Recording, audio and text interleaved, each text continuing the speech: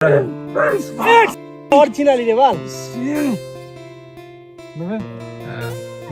Guys, আজকে আবার আমরা আসছি মাছ ধরতে, আর আমাদের সঙ্গে এক অদ্ভুত ঘটনা ঘটে গেছে।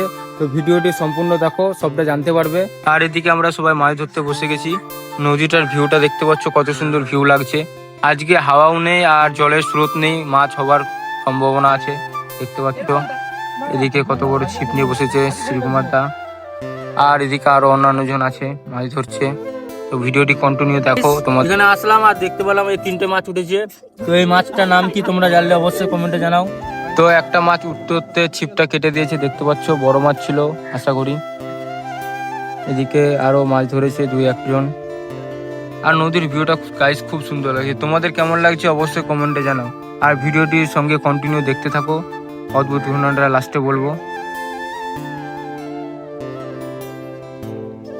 তো শ্রীকুমারদেরকে জিজ্ঞাসা করি মাছ হচ্ছে কি হচ্ছে না। মাছ হচ্ছে, মাছ খাচ্ছে বলে। ও মিস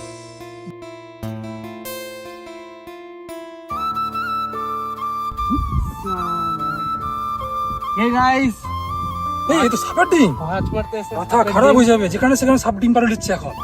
কোন ডিম বলা যাচ্ছে না, সাপের ডিম মনে সাপ হচ্ছে। আছে, সাপ সোনাগড়ি সাপ। এটা হচ্ছে আমাদের অদ্ভুত ঘটনা। দেখতে পাচ্ছ মাছ ধরতে এসে আমরা সাপের ডিম দেখতে পেলাম। তো ভিডিওটি এখানে শেষ করছি। ভালো খাচ্ছে না ডিমটা। কিসের হতে পারে ডিমটা? ডিমটা মনে হচ্ছে সাপেরই হবে।